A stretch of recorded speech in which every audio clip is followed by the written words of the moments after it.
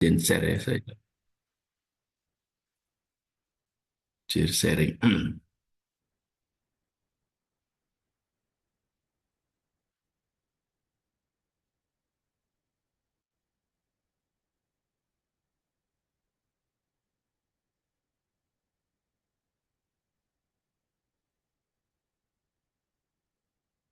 Oke, Bapak Ibu yang terhormat, Assalamualaikum warahmatullahi wabarakatuh. Alhamdulillah, salatu wassalamu ala Rasulillah Muhammad bin Abdillah wa ala alihi wa sahbihi wa ala mabad.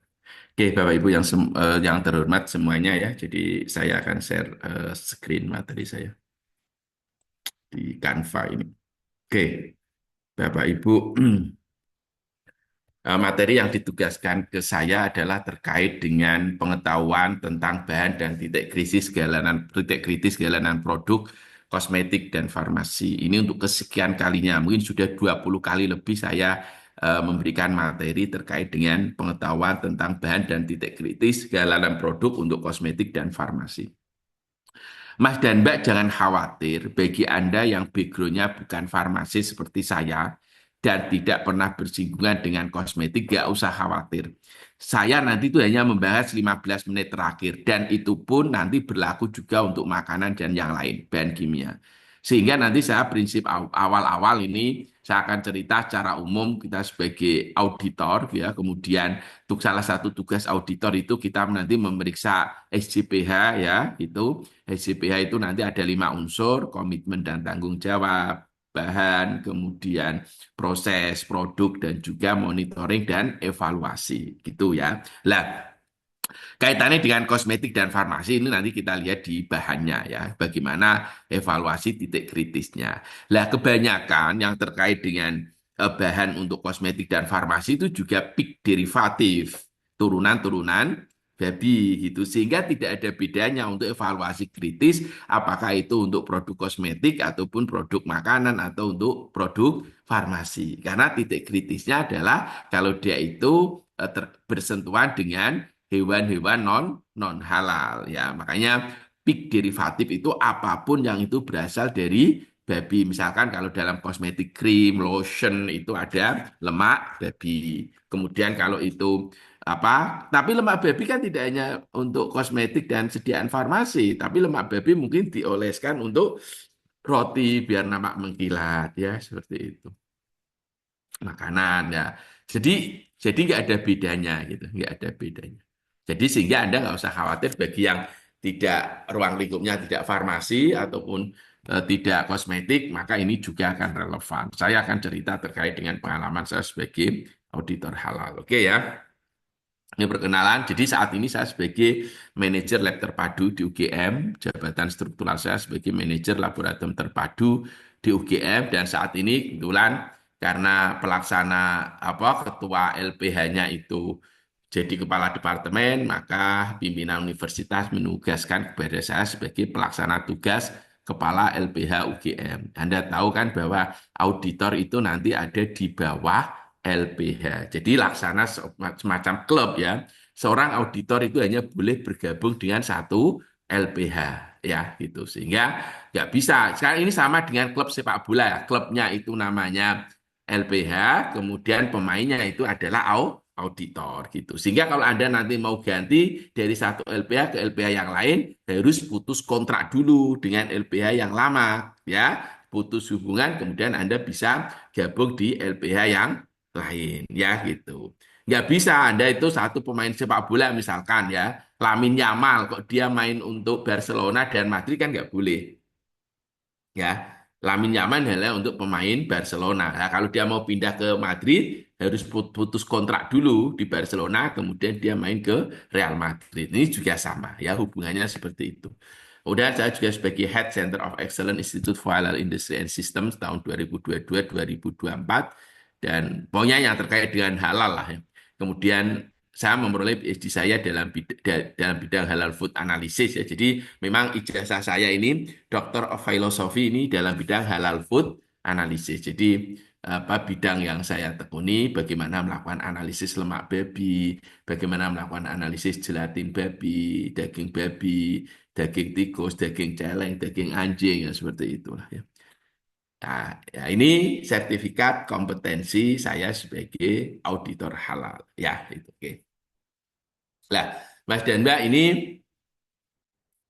nah ini contoh kalau nanti Mas dan Mbak audit ya. Mungkin kan yang ada di pikiran, "Oh, kalau nanti saya ngaudit seperti apa ya?" Ya, nanti biasanya kalau yang pemula nanti akan didampingi oleh auditor senior. Biasanya kalau kita mau audit, ini kita harus lakukan pertemuan pendahuluan dulu, kita perkenalan, kemudian kita jelaskan lingkup audit kita, kemudian kita perkenalkan personil auditornya, siapa itu yang lead auditor, siapa itu anggotanya. Kemudian nanti kita akan berbagi tugas, mungkin yang melihat dokumen biasanya saya, yang satu yang anggota langsung melihat aspek teknik, ya, mesti langsung melihat di lapangan. Bagaimanapun, sertifikasi halal ini juga terkait dengan dokumentasi. Buktinya apa?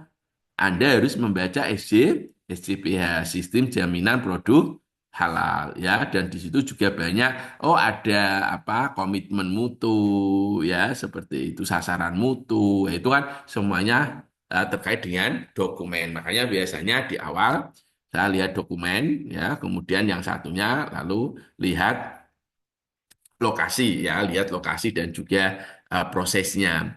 Kemudian kalau saya selesai, kemudian saya gabung. Nah, seperti ini saya akhirnya gabung, lihat kesesuaian antara apa yang ada di SJPA dengan buktinya. Karena di SJPA itu nanti kan di list bahan-bahan gitu ya. Nah itu seringkali minggu kemarin saya ngakses di mana di SPPG, apa yang satu di daerah ini kota, yang satu di Gunung Kidul sana dekat Klaten. Ya itu rata-rata temuannya ya bahan itu sudah di list. Tapi kalau semacam SPPG gitu kan ada biasanya ada bahan cadangan. Nah itu harus juga dituliskan ya. Jadi kita ngecek semua bahan. Ingat ya bahwa SCPA itu unsurnya adalah apa? Komitmen dan tanggung jawab, kemudian bahan, kemudian proses, produk, terakhir monitoring dan evaluasi ya seperti itu. Oke.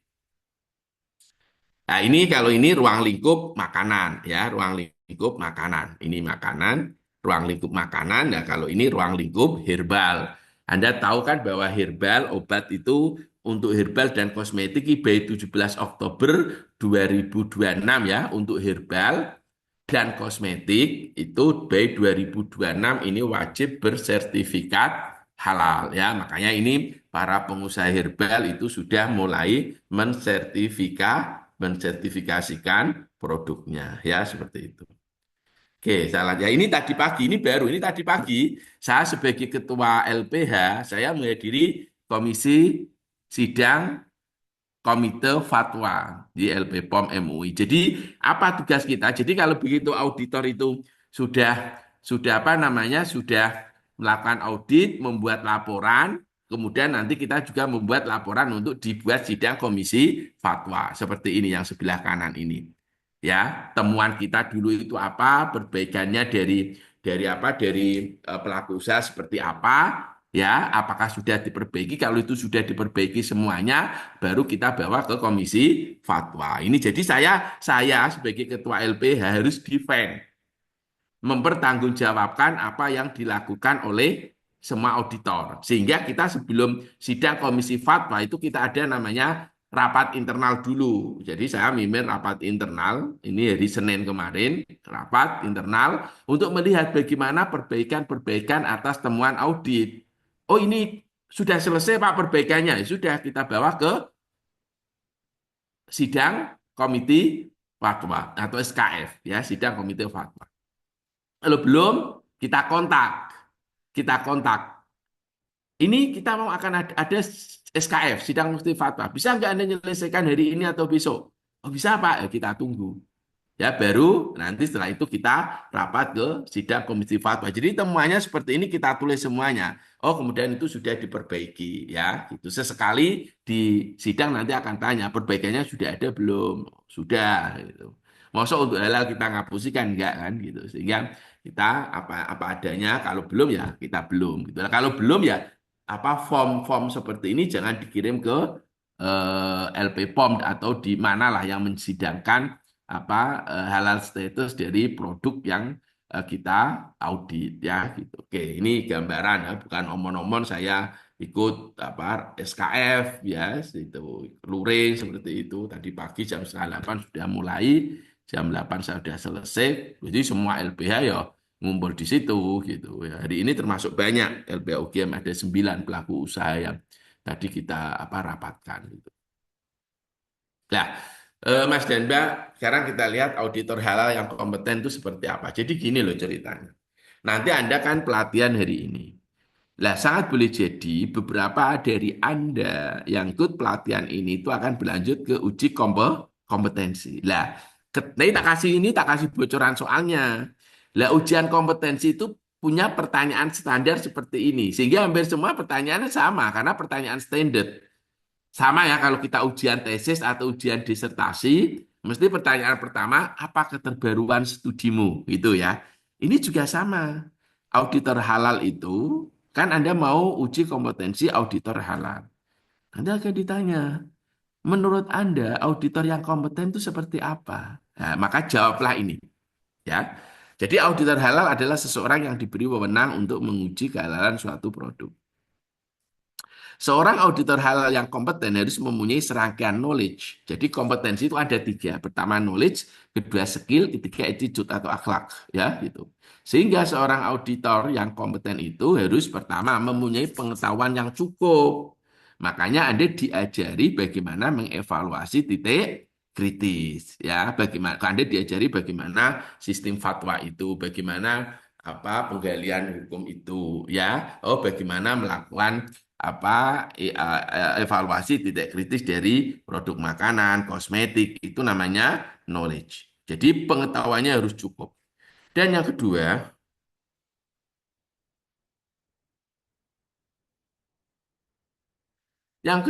adalah skill. Lah skill ini nanti akan tumbuh seiring dengan Anda banyak Anda banyak me, melakukan audit ya. Nanti kan Anda kalau Anda melakukan audit itu nanti kan akan skillnya akan terasah ya. Yang ketiga itu attitude-nya, akhlaknya harus baik. Lah, Anda jawab tiga unsur itu ya, knowledge, skill dan attitude. Sehingga ketiganya ini sangat berperan dalam aktivitas seorang auditor halal ketika melakukan audit ya itu. Lah, anda kalau ini, Anda kan mesti sudah ya, Pak Agam atau siapapun dari Halal Institute pasti sudah empat kompetensi ini yang harus dikuasai oleh auditor halal ya. Yang pertama adalah melakukan persiapan pemeriksaan. Jadi apa? Anda melakukan rencana audit seperti apa, jadwal audit seperti apa, itu melakukan persiapan. Kemudian melakukan pra pemeriksaan. Itu Anda harus membaca SJPH-nya karena SJPH mesti sudah disampaikan ya gitu. Ada nggak yang terlewat ya gitu. Komitmen tanggung jawabannya sudah ada belum? List bahan ada belum? List bahan dengan statusnya apakah ini positif lilis? Mbak Evi Srinita tahu nggak positif lilis Mbak? Positif list itu bahan yang tidak diperiksa kehalalannya. Oh bagus. Jadi bahan yang tidak perlu dilengkapi dengan sertifikat halal ya gitu ya makanya. Nah, jadi nanti harus ada keterangan sebelah kanan bahan. Oh ini ada SH nomor sekian. Oh ini PL positif lilis seperti itu ya gitu. Harus ada identifikasinya. Jadi melakukan pra pemeriksaan itu maknanya kita mencermati apa BH-nya, sistem jaminan produk halal. Kemudian melakukan pemeriksaan bahan dan proses produk halal. Ini berarti ketika kita melakukan audit. Ketika kita melakukan audit, maka kita harus melakukan pemeriksaan apa? Bahan, proses, produk akhir ya. Itu harus kita periksa. Dan yang terakhir adalah apa namanya pembuatan laporan. Makanya nanti Anda setelah melakukan audit harus punya kompetensi bagaimana menuangkannya dalam laporan audit. Lah, laporan audit ini nanti digunakan dasar kita untuk membuat untuk membuat dokumen ini yang nanti akan dikirim ke Komisi Fatwa. Ini dasarnya adalah apa? Dari laporan audit ya gitu. Dari laporan pelaksanaan audit. Oke, Mas dan Mbak, eh, jadi kalau kita lihat bahwa eh, auditor halal adalah seorang yang diberi wewenang untuk menguji kehalalan suatu produk, ya, pasal 4. Auditor halal itu berada di bawah naungan LPH. Sehingga auditor halal itu ditunjuk dan diberhentikan oleh LPH. Jadi tadi saya sudah matur ya bahwa auditor itu sama dengan pemain sepak bola. LPH-nya itu adalah semacam klub sepak bola, ya gitu. Nah, ini Mas dan Mbak, ini adalah kewajiban auditor halal ya, kewajiban auditor halal. Ya, ini ada di pasal 15, ada di pasal 15 Undang-Undang Jaminan Produk Halal ya. Undang-Undang Jaminan Produk Halal itu Undang-Undang nomor 33 tahun 2014 ya, nomor 33 2014. Nah, di sini coba Anda perhatikan bahwa kalau kita lihat kewajiban auditor halal itu mostly ya, hampir ini terkait dengan SJPH. Kita lihat SJPH-nya itu ini ya, commitment and responsibility. Ya, maka nanti kita lihat kebijakan halalnya ada enggak, ditempelnya di mana. Saya pernah melakukan audit. Lah kebijakan halal kalau ditempel di dekat kasir, ya enggak pas. Kebijakan halal itu harus ditempel di tempat yang itu mudah dilihat oleh orang lain atau dalam hal ini pengunjung Anda. Kan gitu ya. Lo kalau di kasir itu taunya ya kalau mau bayar kan. Tapi kalau kamu taruh taruh di depan gitu ya, gitu. Misalkan bakso ya di depan atau di tempat orang makan itu ya itu semuanya nanti akan tahu seperti itu ya. Gitu. Kebijakan. Yang kedua halal manajemen tim. Nanti kita tanyakan gimana tim manajemen halalnya. Siapa penanggung jawabnya gitu ya gitu. Karena tim manajemen halal ini harus sudah dilakukan training ya. Siapa yang training? Biasanya penyelia. Makanya kita juga tanyakan trainingnya seperti apa. Training internal. Lah pas training itu biasanya saya minta ditunjukkan ya materi pelatihannya seperti apa, soalnya seperti apa, ujiannya seperti apa, nilainya seperti apa, ya gitu. Itu kita tanyakan. Itu terkait dengan apa? Training. Jadi training itu terkait dengan apa? Komitmen dong, tanggung tanggung jawab ya gitu. Oke, yang kedua adalah material. Maka material ini yang harus kita pastikan itu apa? Bahwa semua material yang kita gunakan itu ada sertifikat halalnya atau dia positively list atau positively list. Dan yang ketiga adalah proses of halal product. Jadi prosesnya ya sehingga Anda bisa mengecek production facilities ya fasilitas-fasilitas produksi, written procedure for critical activities, jadi prosedur tertulis untuk aktivitas-aktivitas kritis, handling of non-conformance product, bagaimana menangani produk-produk yang tidak sesuai ya, menangani produk-produk yang tidak sesuai ya seperti itu. Oke, kemudian produk, ya tentunya kita lihat produk akhir seperti apa, traceability itu ketertelusurannya seperti apa, ya. Dan yang terakhir adalah monitoring and evaluation. Selalu saya tanya, ya, ketika monitoring and evaluation selalu kita tanya bagaimana prosedur audit internal. Jadi kalau nanti Anda tanya audit internal itu harus ada apa? Jadwal audit, daftar hadir, ya daftar hadir sebagai auditi. Kemudian auditornya, oke, temuannya seperti apa, ya tindak lanjut atau perbaikan dari temuan tadi seperti apa. Nah, tindak lanjut itu harus memuaskan pada auditor. Jadi auditor memang sudah puas terkait dengan perbaikan yang dilakukan oleh auditi. Nah, demikian juga kaji ulang manajemen. Kaji ulang manajemen itu atau manajemen review, maka itu dilakukan di akhir tahun ya, dilakukan di akhir tahun. Misalkan ya, Anda itu parameternya kok banyak sekali, maka Anda bisa mengidentifikasinya ya dengan mana yang laku, mana yang tidak kan gitu ya. Kalau Anda misalkan ya, Anda lab, lab itu menerapkan tadi ya, menerapkan apa uji untuk masyarakat. Mungkin kan ada yang apa Ada yang laku keras, ada yang tidak, maka itu harus kita evaluasi. Evaluasinya di mana? Evaluasinya itu di manajemen review ya, evaluasinya di manajemen review atau bahasa Indonesianya kaji ulang manajemen. Nah, coba perhatikan tugas dari atau kewajiban auditor itu mesti related to SJPH ini. Saya tak tanyalah. Hasbi as-siddiqi. Hasbi cukuplah saya itu As-Siddiqi sebagai teman. Monggo Mas Hasbi As-Siddiqi. SJPA tadi ada berapa Mas? Ada berapa unsur?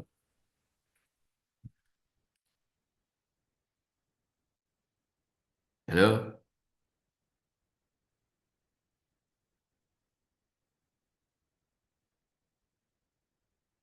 Oke. Mas Hasbi dengar saya?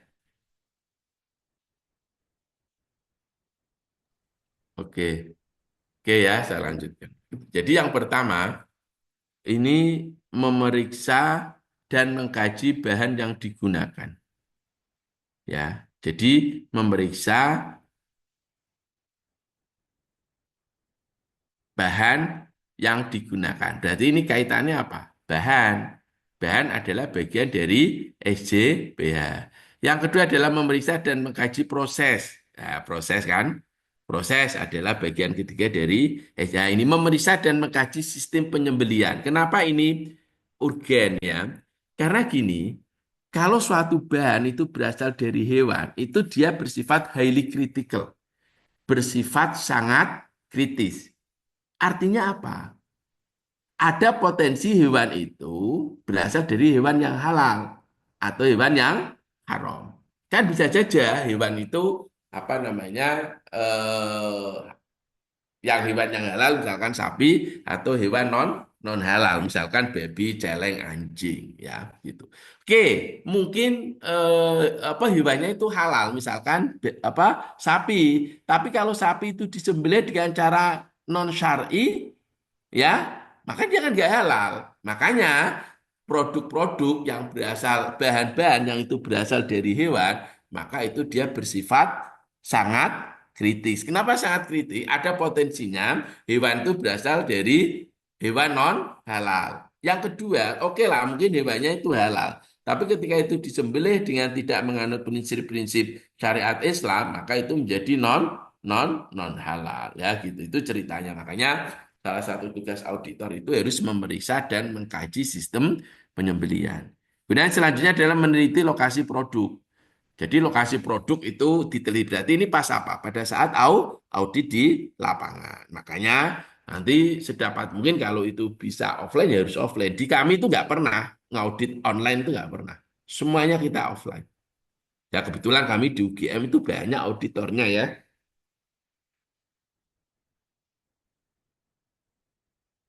Banyak auditornya sehingga Anda apa kita memilih auditor yang seperti apa gitu nanti kita bisa ya gitu. Oke, kemudian meneliti peralatan ruang produksi dan penyimpanan ya. Ini masih produk ya. Produk adalah bagian dari sistem jaminan produk halal. Memeriksa pendistribusian dan penyajian produk ya. Kemudian memeriksa SJPH diperiksa lagi dan terakhir melaporkan hasil pemeriksaan dan atau pengujian kepada LPH. Nah, ini problem ini yang terakhir. Melaporkan hasil pemeriksaan dan atau pengujian kepada LPH. Lah, uji lab itu nggak wajib masalahnya, Bapak Ibu. Uji lab itu tidak wajib. Ini problem. Dan yang memasukkan ke LPH ini kita kan sangat tergantung pada penyelia. Kemudian uji lab itu kalaupun dilakukan yang nanggung adalah pelaku usaha. Maka pelaku usaha mendingan nggak nguji lab no, daripada uji lab. Lah ya problemnya karena ini apa eh, ada problem kan, nah itu maka nanti Anda bisa lihat ada gelatin yang sudah memperoleh sertifikat halal ternyata isinya babi ya apa namanya porsen gelatin ya porsen gelatin. Oke ya, seperti itu. Sekali lagi, menurut undang-undang dan peraturan yang mengatur di bawah, peraturan di bawahnya yang apa yang mengatur itu sekali lagi pengujian itu tidak wajib. Kalau pengujian wajib itu memberatkan nanti, memberatkan pelaku usaha karena biayanya itu ditanggung oleh pelaku usaha. Ya, itu. Oke, kita lanjutkan. Nah, satu hal lagi ada fakta, Mas. Nah, nanti kan antar LBH itu kan apa ya? Dalam saingan ya saingan untuk mencari customer gitu. Lah, namanya orang kalau itu beda 300, 400, 500 ribu kan dia akan pindah dari satu LBH ke LBH yang lain ya seperti itu.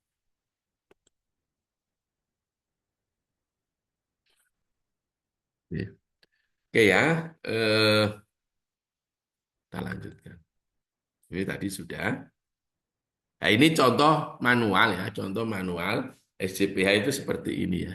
Jadi manual sistem jaminan produk halal ya. Ini manualnya seperti ini.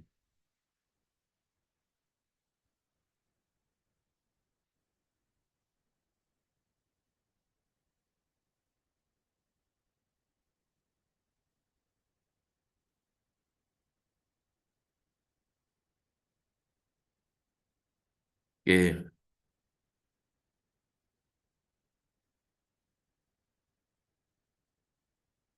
ini contoh ya, contoh IJPH. Nah, ingat IJPH itu ya ini komitmen dan tanggung jawab dan ini harus kita baca sebelum kita melakukan audit. Dan nanti setiap Anda mau melakukan audit, nanti Anda akan dikasih SJPH oleh admin untuk kita pelajari. Dan nanti kalau ada yang perlu dikonfirmasi, ya perlu dikonfirmasi, maka itu dikonfirmasinya nanti pada saat di lapangan kita melakukan audit ya gitu. Ini contoh ya, contoh SJPH. Nah, ini yang tadi saya katakan Mas dan Mbak, ini pentingnya uji lab ya. Bahwa ada beberapa produk yang itu sudah memperoleh sertifikat halal. Ya ini ada halalnya, ini sudah halal. Sertifikat halal dari PPJN nomor sekian. Ternyata setelah itu diuji lab, ya ini kan gelatin ya, karena kalau itu produk ini kan produk candy, kemudian marshmallow, apapun lah, saya nggak ngerti marshmallow itu apa. Candy permen itu kan bahannya dari gelatin ya, gelatin. Nah, jadi ini ada ceritanya ada permen atau ada apa, nah itu dia itu sudah memperoleh sertifikat halal ya, gitu. Sudah memperoleh sertifikat halal.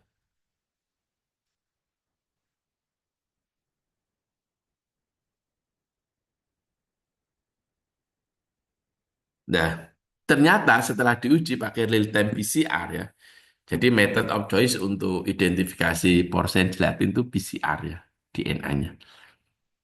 Dan itu ternyata positif, ya kan? Ya ini tadi karena apa uji lab itu nggak wajib gitu. Coba kalau di lab, ya nanti akan ketahuan bahwa di situ yang dipakai adalah porsen gelatin. Nah ini kenapa seperti itu? Saya punya analisis gini. Tidak semua negara itu berpendapat bahwa gelatin babi itu non halal. Karena apa? Karena mereka berpegang pada apa yang disebut dengan istihalah. Istihalah, istahilu, istihalatan. Istihalah itu berubahnya satu bisik benda menjadi benda yang lain. Yang terkenal itu istihalah itu berubahnya homer menjadi asam coka. Ya kan? Atau berubahnya daging babi menjadi garam misalkan di lautan yang penuh garam. Nah itu namanya apa? Istihala. Lah, kenapa ada orang yang berpendapat bahwa gelatin babi itu haram atau najis? Karena gini loh, Anda punya gelatin babi, ya gelatin babi. Gelatin babi itu, Mas dan Mbak, itu dibuat tulang atau kulit dari babi. Nah, ketika Anda membuat gelatin babi, itu Anda melakukan ekstraksi. Sebelum dilakukan ekstraksi, gelatin itu kalau tipe A-nya itu ditambah dengan asam. Kalau tipe B ditambah dengan basa. Oke, misalkan ini gelatin tipe A ditambah asam. Tadi kan larutan gelatin. Larutan gelatin kan najis. Ya, najis bola tuh. Terus Anda kasih HCl. Kasih apa? HCl. Maka HCl ini statusnya adalah mutanajis. Kenapa mutanajis? Karena dia bersentuhan dengan babi. Lah, kalau kulit dan tulang babi ini yang sudah bersentuhan dengan asam klorida dengan HCl, lalu dia berubah menjadi gelatin, maka gelatinnya ini dianggap non halal. Kenapa? Karena walaupun dia itu berubah dari kulit menjadi gelatin, tapi di situ kan dia bersentuhan dengan HCl. Yang HCl itu posisinya sudah najis. Berarti kan bahannya najis. Gitu lah. Sehingga orang yang seperti ini berpendapat bahwa oh itu gelatin babi itu nggak boleh. Karena apa? Karena tadi istikhalahnya tidak mutabar. Karena apa? Karena bahannya yang mengalami istikhalah dalam hal ini kulit dan juga tulang itu sudah apa namanya bercampur atau mengadakan kontak dengan asam tadi. Sehingga asam itu menjadi mutanajis, sesuatu yang najis. Berarti walaupun dia itu berubah menjadi gelatin dari kulit atau dari tulang, maka dia statusnya mutanajis. Sehingga itu non halal. Lah, bagi mereka yang berpendapat bahwa oh ini gelatinnya boleh karena nyatanya memang berubah kan dari bentuk kulit ataupun tulang baby dia berubah menjadi gelatin. Nyatanya memang berubah. Kan berubah dari asal. Kulit dan tulang seperti itu kemudian dia begitu menjadi gelatin babi ya, dia kan menjadi serbuk. Ya, berubah. Lalu ada orang mengatakan kalau gitu ya Bu, boleh. Manalah silakan Anda yang memutuskan ya gitu. Gitu. Tapi itulah menurut saya, ini contoh ya, ini dari Filipina. Ya, sudah memenuhi standar halal ini. Ada 9 produk. Nah, ini banyak lagi. Anda cermati.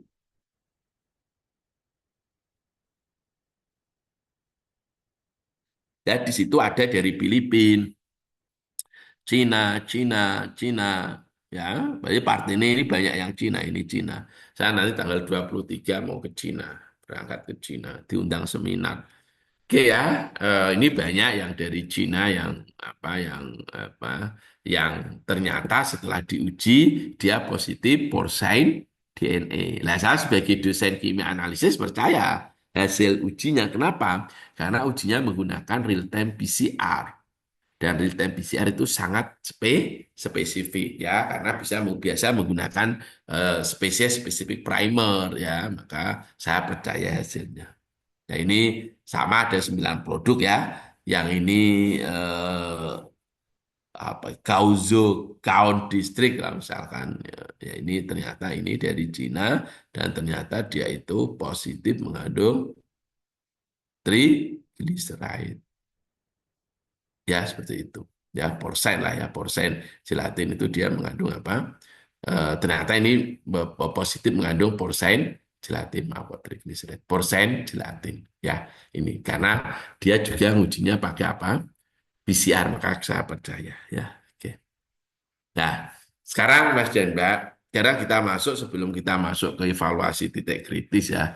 Kita ini ya menurut dulu pas saya kuliah S3 itu ada mata kuliah namanya falsafah sains halal ya, falsafah sains halal. Nah, di situ Mbak, falsafah sains halal di situ dijelaskan ada 3 isu ya. Ada isu yang terkait dengan apa produk halal ini. Ketika saya berbicara produk halal, maka itu tidak hanya makanan ansi ya, tapi juga kosmetik, kemudian juga apa obat gitu ya. Maka di situ ada eh,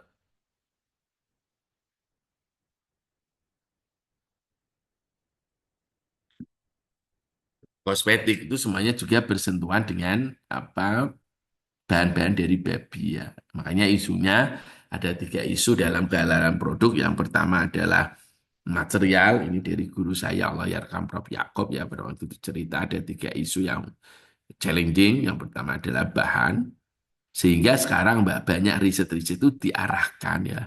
Bagaimana kita itu mencari bahan alternatif untuk gelatin babi misalkan. Misalkan Anda mengeksplorasi tanaman-tanaman yang mempunyai karakteristik seperti apa? Karakteristik seperti gelatin babi gitu ya. Karena kemudian yang kedua adalah proses of halal product. Yang terakhir adalah halal product authentication. Ini bidang yang tadi saya ceritakan bidang saya bagaimana kita melakukan autentikasi apakah produk ini dia itu free, bebas dari non halal atau tidak ya gitu. Atau Anda mencari keberadaan apakah ada bahan non halal nggak dalam produk-produk yang beredar itu. Berarti Anda melakukan analisis autentikasi. Ya, itu menjadi challenging kan gitu. Ya, makanya tadi itu mungkin tidak semua marshmallow yang beredar di pasaran diuji loh ya. Mungkin itu uji petik di mana saja gitu ya. Atau mungkin di kota yang tertentu gitu. Ya, seperti itu. Oke, sekarang bahan. Ya, bahan itu Mbak, ini ceritanya. Begitu mendominasinya, there are 40 products derived from the pig. Ada sekitar 40 produk yang itu dia itu diturunkan dari pig. Bayangin aja mulai dari sini, Mbak. Dari ini sampai sini itu semuanya bisa digunakan. Nah, Mbak-mbak itu kan mungkin saat ini suka glowing-glowing itu ya. Itu kan kolagen ya. Sumber kolagen ya potensialnya dari babi ya gitu. Gelatin ya untuk es krim misalkan. Ya untuk cangkang kapsul itu ada potensinya dari babi juga ya gitu. Ya, jadi ini ada mungkin lipstiknya Mbak-mbak itu ya, lipstiknya Mbak-mbak itu juga ada lemak babi. Saya kan risetnya banyak menggunakan lemak babi. Dulu sering saya beli apa gajah itu Mbak gajah babi itu ya di pasar Keranggan gitu. Terus kita lakukan rendering, kita ekstraksi lemaknya. Lemaknya kalau Anda pinter itu bagus, itu putih gitu, bagus lah ya. Itu ya. Sehingga hati-hati ya, ini apa lipstik Anda. Makanya carilah yang ada logo halal, logo halal dari BPGPH ya seperti itu. Oke, saya tak ambil minum sebentar ya. Oke, sekitar 2 menit, tidak usah khawatir. Anda Ya, sambil melis, silakan, Bro. nah, sambil melis pertanyaannya saya tak. Bapak Ibu boleh sembari mempersiapkan pertanyaan ya, nanti di akhir sesi ya, sesi kedua.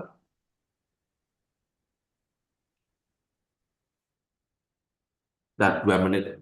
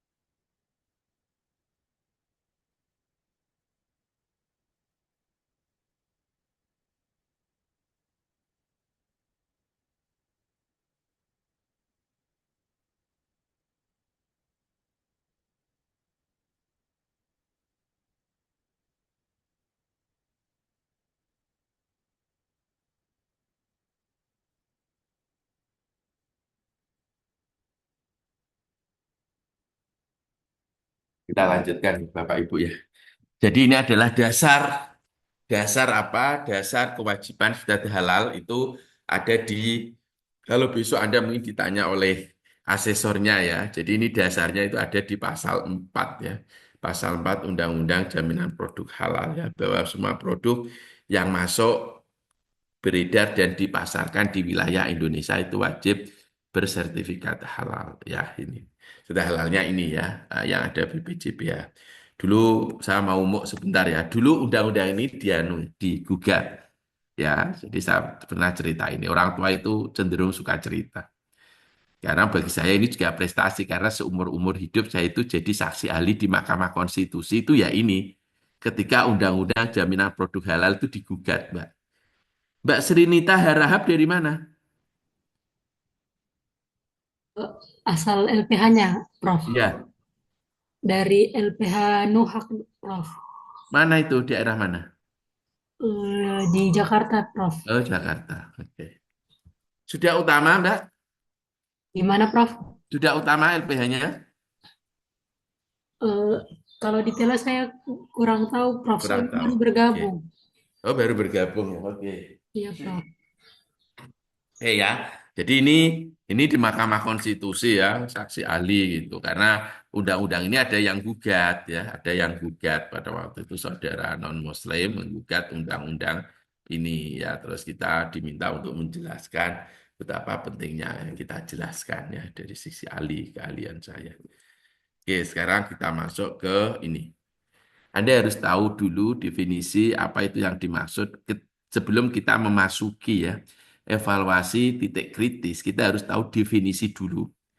Menurut saya definisi terbaik untuk menjelaskan halal pharmaceutical, halal kosmetik itu ada di Malaysian Standard. Jadi Malaysia itu punya namanya Malaysian Standard ya, Malaysian Standard MS. Itu dikeluarkan oleh SIRIM. Kebetulan saya sekolahnya kan dari sana ya, di halal sana. Eh, Dia itu sudah punya Mbak seperti ini, apa Malaysian Standard ini untuk halal pharmaceutical. Terus dia juga punya misalkan halal kosmetik seperti ini halal kosmetik, ya halal kosmetik. Nah, setiap situ hampir setiap standar mereka MS itu mesti ada definisinya. Halal pharmaceutical ini ada definisinya ini. Halal kosmetik ada definisinya itu hampir sama. Hanya yang dirubah kalau itu di sini kan halal kosmetik, maka ya kosmetik produk. Kalau ini ya halal pharmaceutical, ya pharmaceutical produk gitu aja. Halal food, ya food produk. Lah definisinya ke bawah ini sama. Ya, gitu. Bawah. Lah, saya ambilin aja yang crop-cropan ya sehingga ini autentik ya. Anda nanti bisa kalau mau tahu Malaysian Standard seperti apa, mungkin bayar 20 ringgit dulu saya pas saya sekolah dulu 20 ringgit itu sekarang ya 75.000. Ya, ini Malaysian Standard. Nah, apa yang dimaksud dengan halal? Ingat ya sekali lagi walaupun ini halal kosmetik, tapi ini ya sama dengan halal food. Hanya kosmetiknya diganti dengan food. Kalau itu pharmaceutical ya kosmetiknya diganti pharmaceutical. Nah, ini definisi ini kita perlu tahu karena apa? Karena ini nanti yang kita gunakan ketika kita melakukan apa? Evaluasi titik kritis. Nah, evaluasi titik kritis ya tidak hanya untuk kosmetik dan sediaan farmasi saja, tapi juga untuk makanan. Nah, jadi kosmetik produk itu adalah produk kosmetik yang bahan-bahannya itu diizinkan untuk digunakan sesuai dengan hukum syariat dan fatwa. Ini bagusnya. Dulu tidak ada fatwa, tapi sekarang ada fatwa. Apa bedanya dengan hukum syariat dan fatwa? Hukum syariat itu bisa jadi bermacam-macam. Seperti tadi, coba gimana repotnya Indonesia ya kalau dia itu untuk menghukumi apakah produk ini halal atau tidak mendasarkan pada hukum syariat atau hukum fikih. Ya, hukum fikih itu kan ada 5, ada wajib atau dalam hal ini halal, ada haram, ada sunnah, ada makro, ada jaiz. Nah, kalau dalam usul fikih ada tambahan 2, fasid sama sahih ya gitulah. Eh, Kalau fatwa itu tunggal. Saya kasih contoh ya. Kalau Anda ditanya bagaimana hukum syariat jilatin babi, jawabanmu gimana? Ada yang menyatakan halal hukum syariat menurut madhab ini. Ada yang non halal, nah, madhab Syafi'i non halal karena tadi ada halal. Nah, ini namanya hukum syariat. Tapi kalau fatwa tunggal. Ya, nggak bisa kalau fatwa bermacam-macam. Makanya fatwanya Majelis Ulama Indonesia kalau itu ada gelatin babi, haram, nggak boleh.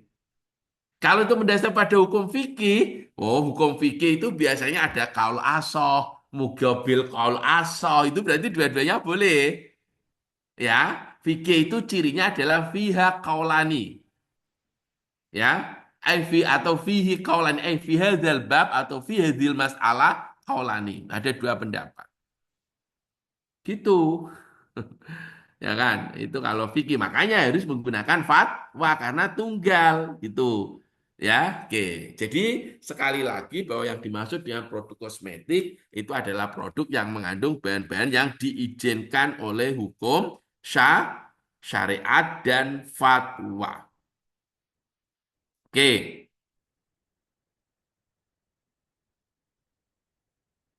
Lah, jadi eh,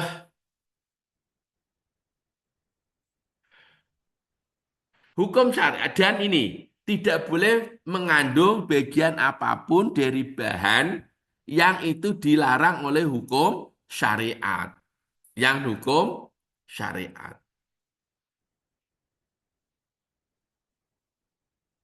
Dan hewan itu harus disembelih atau tidak disembelih dengan sesuai dengan hukum. Artinya gini loh. Tadi kan dikatakan bahwa sediaan kosmetik halal itu adalah sediaan kosmetik yang bahan-bahannya itu apa diizinkan menurut syariat Islam dan fatwa. Dan mengikuti kondisi berikut, tidak boleh mengandung bagian apapun dari hewan yang dilarang oleh hukum syariat. Dengan kata lain, tidak boleh mengandung bagian apapun dari hewan non halal. Contohnya babi. Walaupun di Al-Quran itu innama harrama alaikumul maitata waddama walahmal khinzir, daging babi, tapi itu tidak hanya daging babi yang tidak diperbolehkan, tapi semuanya ketika itu berasal dari babi, ya, gelatin babi, daging babi, lemak babi, rambut babi itu nggak boleh. Itu kalau dalam usul fikih itu namanya zikrul juz wa iradatil kul. Yang disebut satu sebagian, tapi yang dimaksudkan adalah keseluruhan. Oke ya, jadi tidak boleh mengandung hewan apa bahan apapun yang itu berasal dari hewan non halal. Atau janjane sebenarnya hewan tadi itu halal, tapi ketika dia disembelih dengan cara non halal, maka dia juga menjadi non halal. Itu nggak boleh. Oke ya, yang pertama, suatu produk dikatakan halal itu kalau dia tidak mengandung bahan apapun yang itu berasal dari hewan non halal atau itu berasal dari hewan yang disembelih dengan cara non syar'i. Yang kedua, do not contain anything which is not according to syariah law and fatwa.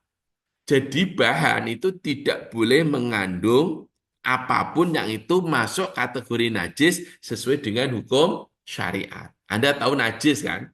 An-najsu lughatan kullu ma yastaghfir. Segala sesuatu yang apa? Menjijikan. Wastilahan kullu ma yastaghfiru yamna'u sihhatas shalah. Itu kalau di kitab-kitab fikih kan gitu.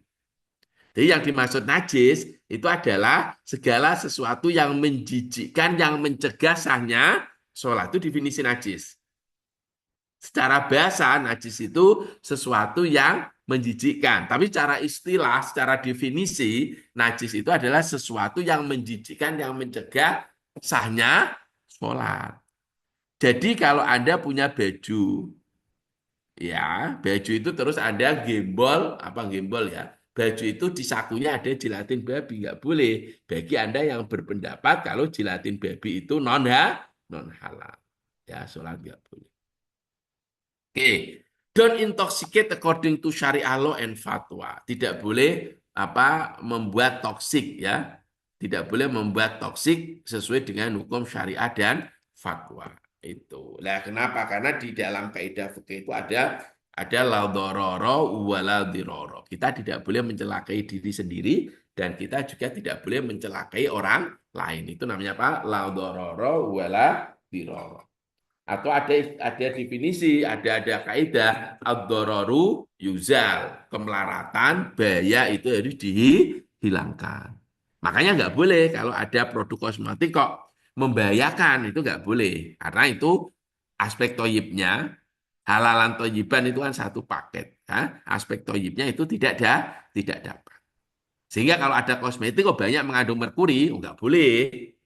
Ya, bukan merkurinya najis, tetapi dia membahayakan. Apalagi kalau itu obat ya. Obat itu sejatinya kan racun, hanya dosislah yang membedakannya. Makanya saya baguslah dalam artian sistem apa sertifikasi halal ini auditornya itu harus kompeten base, artinya didasarkan pada kompetensi auditor. Ya, jadi kalau yang mau diaudit obat ya farmasis, seorang apoteker atau sarjana farmasi. Oke. Do not contain any part of human being or its yield which are not allowed by Syariah law. Tidak boleh sediaan kosmetik itu ada unsur manusia. Saya dapat cerita dulu suatu saat saya ngisi ya, saya ngisi di di Jogja sama Ustadz Ghazali Mukri pada waktu itu. Beliau Ustadz Ghazali Mukri. Saya nggak ngerti sekarang beliau masih ada atau sudah nggak ada. Karena itu dulu pas saya dosen muda 20 tahun yang lalu. Beliau itu cerita, Mbak. Kalau beliau saya nggak cerita. Anda tahu mamut? Mbak Siti Mardiana tahu nggak mamut? Tahu nggak, Bu? Apa, Bu, mamut? Mama muda itu. Mama muda di Cina itu katanya, Bu. Kata Ustadz Ghazali Mukri. Dia itu rela menggugurkan anaknya demi yang diambil ketubannya. Kenapa? Karena kalau Anda lihat bayi itu kan kulitnya lembut ya. Kulitnya nggak seperti kulit saya ini kasar. Sudah kasar, nggak suka pakai pelembab ya sudahlah. Itu ya. Oh, saya memang pekerja berat kulo no ngangkati uyah garam. Jadi apa namanya itu kalau bayi itu kan kulitnya lembut betul nggak? Ya, itu kecuali anaknya Arya Kamandanu dulu sama Sakawuni itu kulitnya bersisik karena pengaruh dari pedang naga puspa Krishna. Tapi kalau umum kan tangannya, kalau dulu pecinta sandiwara radio tutur tinular mesti ngerti Arya Kamandanu, Sakawuni, Botong Bajil, Dewi Sambi itu tahu. Nah, karena pengaruh itu kulitnya bersisik ular. Lah, kalau orang kan nggak biasa, bayi itu kan kulitnya lembut karena dia itu berada dalam lingkungan yang cocok. Ya itu katanya itu dimanfaatkan. Supaya apa? Kulitnya Yang paling tahu yang diperlukan bayi untuk kulitnya lembut kan Allah Subhanahu wa taala yang buat. Nah, itu lalu dibuat untuk menjadi apa? Krim, lotion untuk pelembut kulit. Ya, ya ada saja ya gitu. Ada saja. Itu nggak boleh ya. Kenapa? Kalau ada sediaan kosmetik kok ada ketuban. Ngerti ketuban tahu Mbak Evi Srinita tahu ya? Ketuban tahu ya? Tahu, Air apa Mbak? tahu. Air ari namanya apa? Air ketuban ya? Pro. Ya itu nggak boleh. Nggak usah dicoba ya nanti kalau ada kekurangan. Nggak boleh itu. Ya itu nggak boleh. Oke, kemudian are not poisonous and to health. Tidak boleh membahayakan atau meracuni kesehatan. Nah ini, have not prepare, process, or manufacture using an instrument that is contaminated with NATS. Tidak boleh. Nah, ini kan terjadi ya, malah terjadi gini, Mbak. Kalau Anda di pasar itu seringkali habis digunakan giling sapi, terus digunakan giling babi. Paham ya? Terus habis itu digunakan giling daging, itu nggak boleh. Karena apa? Berarti alat penggilingnya itu tadi sudah terkontaminasi, gitu. Itu nggak boleh. Yang terakhir, selama dia penyiapan, pemrosesan, dan penyimpanan itu dia tidak boleh kontak langsung dengan komponen yang ada di ABCD. Nah, artinya apa? Harus terpisah namanya dulu karena pas saya sekolah di Malaysia di bandara KLIA itu Mbak, itu ada 2 grade gitu. Ada 2 grade. Karena kan standar Malaysia kan harus diaplikasikan. Grade di satu itu ada tulisannya dijamin halal. Sebelahnya itu ada tulisan kehalalannya tidak dijamin. Nah, gitu. Nah, ini adalah mengaplikasikan dari pasal 34G ini ya, 34G itu. Oke ya, sekarang sudah tahu, sekarang kita masuk ke evaluasi. Oh ya, ini kalau LPH ya, mungkin Anda kalau Kalau membuat LPH maka sekali lagi bahwa auditor itu berada di bawah naungan LPH atau lembaga pemeriksa halal. Nah, ini syarat LPH itu dia harus mempunyai kantor sendiri. Nggak masalah, boleh sewa. Boleh sewa. Ya, yang nggak boleh itu miliknya orang lain, terus kamu aku milikmu, itu nggak boleh. Kalau sewa kan jelas. Ya, yang kedua, itu harus minimum mempunyai 3 orang auditor. Minimum. Have a halal auditor of at least 3 people. Ya, minimum tiga. Lah ini yang nggak berat itu ini, tapi kan bisa bekerja sama. Have a laboratory for or cooperation agreement with other institution. Harus mempunyai lab. Ini nggak masalah bagi perguruan tinggi, rata-rata punya lab. Tapi kalau itu swasta, nggak mungkin Anda buat lab, ya kan? Maka Anda boleh bekerja sama dengan kami di LPPT ini untuk apa? Labnya. Dan yang terakhir, begitu banyak LPH, maka LPH itu harus distandarisasi. Siapa yang menstandarisasi?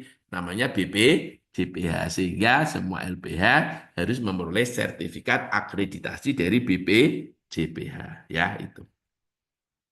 Nah, ini kebetulan kalau di lab kami ini sudah terakreditasi ISO 17025 dan beberapa parameter ini ada untuk cemaran daging babi, gelatin babi itu sudah terakreditasikan, artinya sudah berstandar internasional sesuai dengan ISO 17025 2017 ya gitu.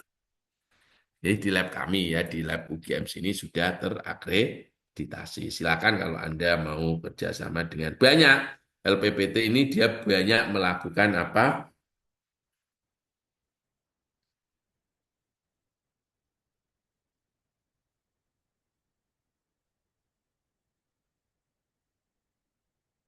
eh, apa?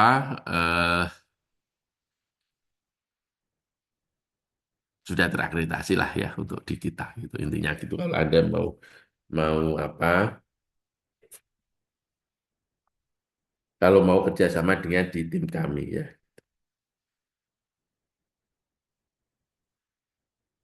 Oke. Kemudian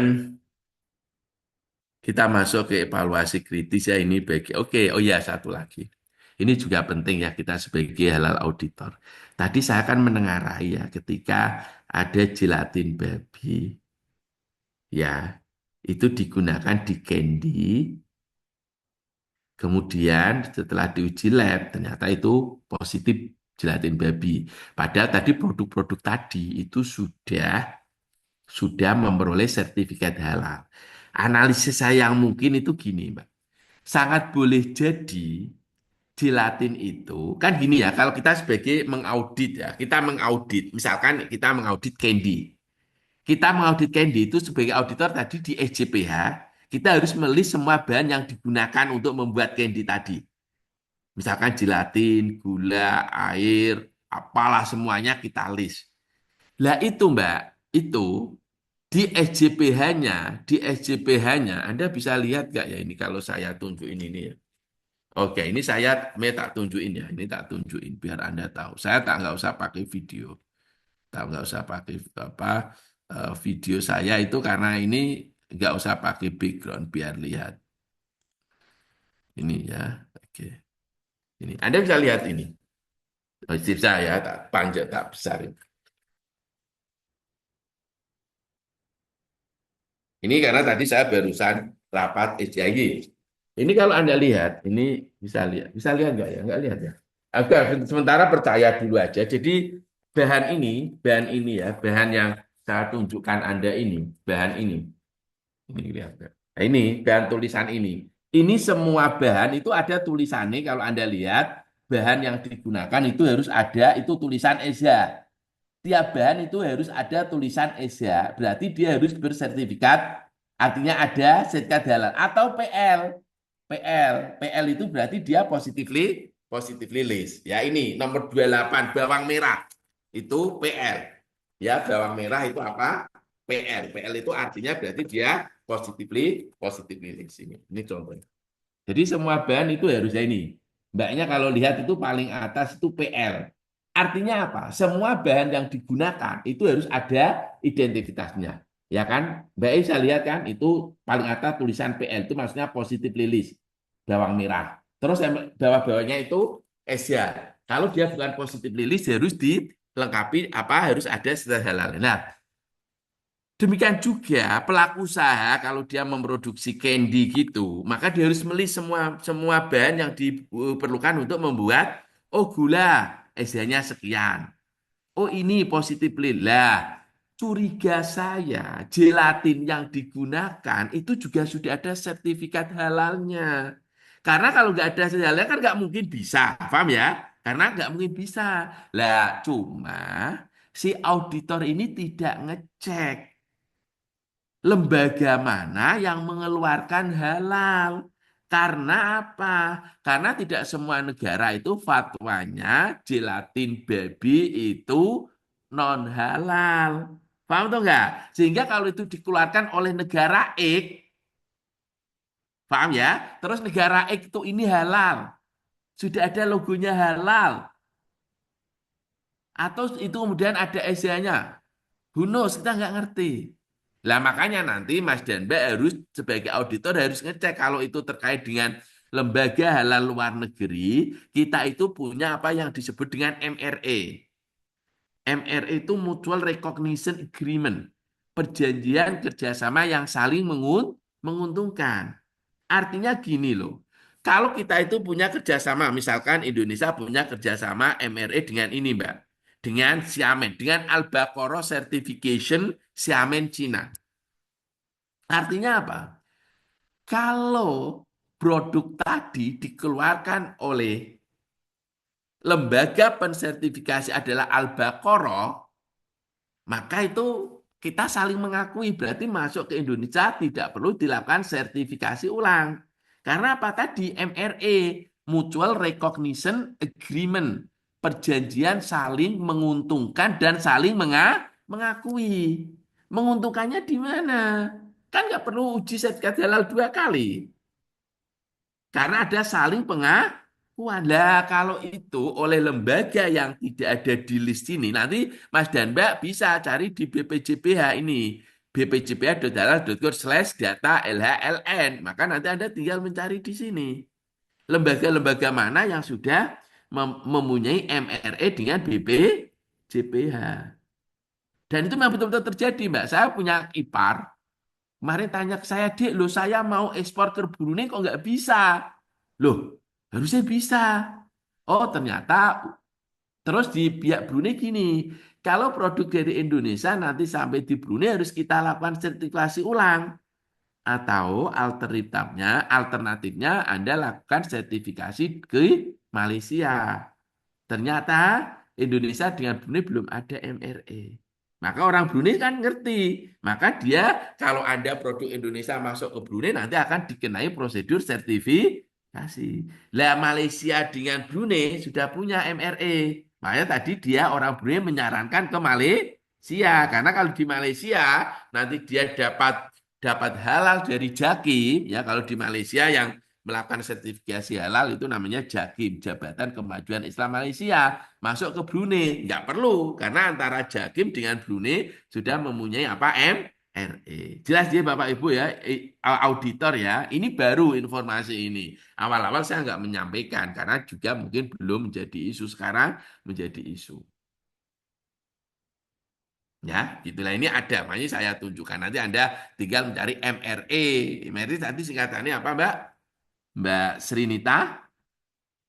Mutual Recognition Agreement. Oh, udah lulus ya itu. Anda nanti cek ya gitu. Dan pasti saya pastikan harusnya ketika melakukan MRE itu harus fatwanya sama, kan harus gitu.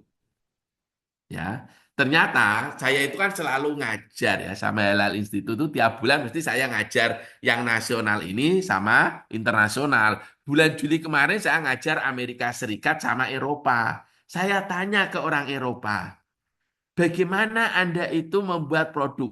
Ternyata disesuaikan dengan fatwa yang ada di negara masing-masing. Jadi kalau negara muslimnya, misalkan Arab Saudi yang mungkin memperbolehkan gelatin babi ya, nggak masalah dia membuat produk dengan gelatin babi. Toh nanti di mana di Arab akan diterima. Ketika dia mau ke Indonesia harus pakai gelatin sapi gitu. Ternyata dia itu saya tanya kan, Anda madhabnya apa? Oh kita mengikut Pak, macam-macam mengikut negara tujuan ekspor kita gitu. Oh gitu ya saya bilang. Nah, itu kalau saya tanya kemarin pas ke Eropa. Oke, sekarang kita masuk ke apa ke nah ini evaluasi tidak kritis sebelum ke situ. Nah, jadi bahan menurut ini ya menurut aturan BPJB itu dikelompokkan menjadi tiga ya, dikelompokkan menjadi tiga. Yang pertama itu non critical. Non critical ini disebut juga dengan positive release PL ya. Jadi hmm, yang kedua itu adalah kritis. Kritis itu ya apa misalkan dari bahan kimiawi itu kritis ya gitu. Bahan bereaksi misalkan Anda membuat paracetamol. Oh dari ini dan ini maka itu akan dilihat ya, akan dilihat seperti apa. Kemudian yang sangat kritis itu mesti dari hewan. Kenapa sangat kritis dari hewan itu highly critical karena ada potensi hewannya itu non halal. Atau potensi kedua, hewannya halal, tapi dia itu disembelih dengan cara non halal, dengan cara non syar'i. Maka itu masuk ke highly critical. Demikian juga produk-produk yang menggunakan mikrobia. Karena ada potensi mikrobia itu dibiarkan dalam suatu media, yang mana media itu dia bersentuhan dengan najis mugolado. Misalkan dalam pembuatan vaksin. Ya vaksin COVID kemarin ya ada beberapa produk yang itu kan tidak lolos sama MUI karena dikategorikan non halal. Karena itu gini loh ceritanya. Ketika dia itu melakukan pembiakan ya kultur bakteri atau kultur mikroba, dia itu menggunakan enzim tripsin yang diisolasi dari babi. Ketika enzim ini diisolasi dari babi, berarti enzimnya kan menjadi najis mughaladzah kan, najis berat. Lah ketika tripsin itu ditambahkan ke media pembiakan mikroba, berarti kan medianya bercampur dengan tripsin. Yang mana tripsin statusnya najis. Berarti kan media ini menjadi najis. Kan gitu. Sehingga yang dihasilkan juga najis. Logikanya gitu. Tapi bagi mereka yang memperbolehkan vaksin walaupun itu bersentuhan dengan tripsin, dia melihat hasil akhir. Memang tripsin itu kan enzim. Enzim dia tidak ikut reaksi, tapi hanya mempercepat reaksi dan di produk akhir tidak akan ditemukan tripsin itu. Kan gitu teorinya dari apa, katalisator. Sehingga kalau Anda lihat di akhir ya nggak ada. Nah, maka lalu orang membolehkan. Tapi kalau ada madhab Syafi'i nggak boleh karena bagaimanapun medianya tadi yang kecampuran tripsin berarti medianya menjadi mutanajis, sesuatu yang terkena najis. Kan tidak ada pencucian 7 kali. Paham ya? Itu sehingga ketika itu berasal dari mikrobia maka itu sangat kritis karena dalam pembiakannya itu sangat boleh jadi apa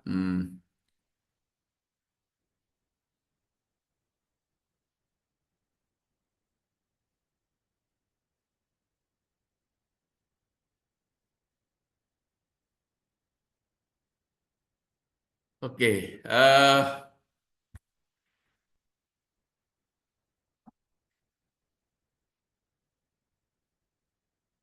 kemudian ini tadi ya positive release itu artinya bahwa bahan itu yang digunakan tidak diperlukan untuk dicek sesuai dengan apa status halal kalau dia non positif. Nah, ini bahan-bahan yang masuk pada positive release itu kan ada di peraturan Menteri Agama ya KMA 1360. Itu dulu saya ditanyakan pada waktu uji kompetensi itu peraturan Menteri Agama, keputusan Menteri Agama 1360 kan ya ini. Hanya saya ingat ya kan 1360 dan ada versi Inggrisnya dan ini selalu diupdate ya, selalu diupdate sehingga kalau ini masuk positive list tadi tidak perlu digunakan lagi. Ya, ini yang terakhir sekali kalau kita melakukan evaluasi titik ini buatan saya sendiri. Karena tidak semuanya ini ya, ini gini ceritanya.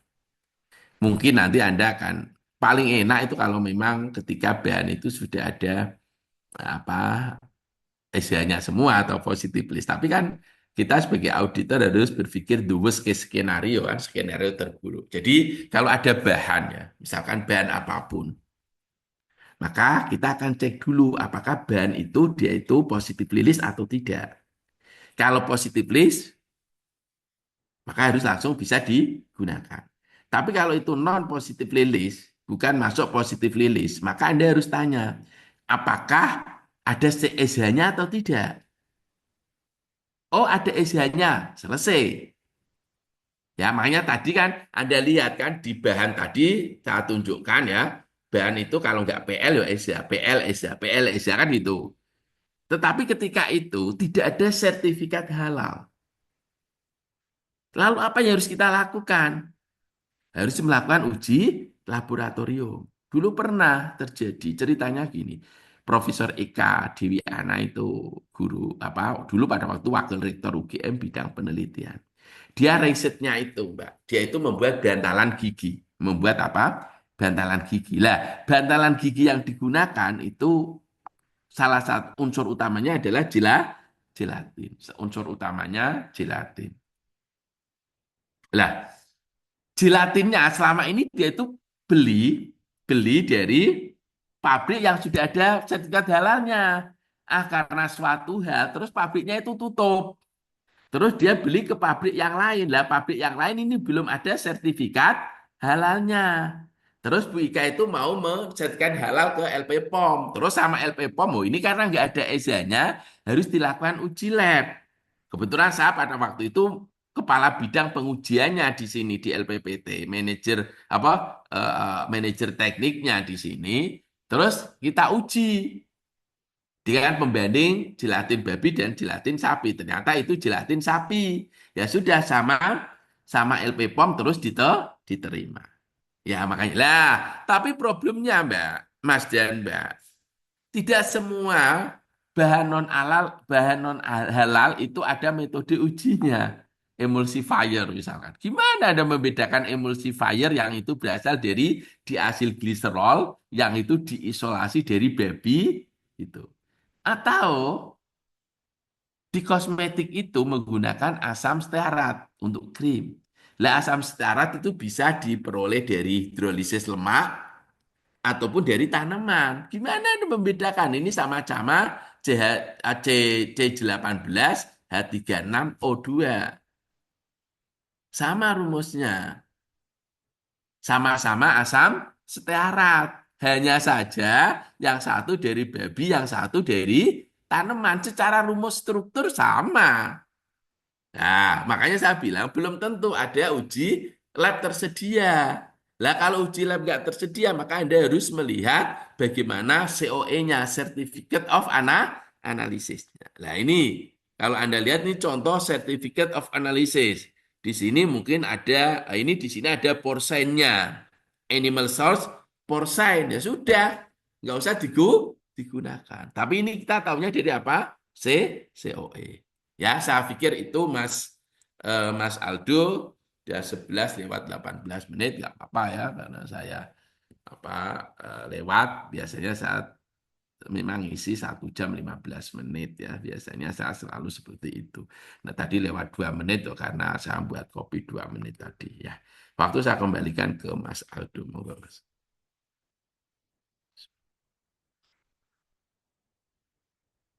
Oke, Mas Aldo lagi teleponan. Mungkin Mas dan Mbak kalau ada yang mau menanyakan ya. Prof, Iya. Assalamualaikum warahmatullahi wabarakatuh. Waalaikumsalam. Siapa ini? Saya Henry Rialdi, Prof. Saya Oke, nanti di bidang barang itu apa fashion, textile, fashion, garment. oke. Prof, pertanyaan pertama, Prof. Mm-mm. MRA agreement dengan impor, barang impor. Pintu pertamanya kan tentunya di bea cukai kan, Prof.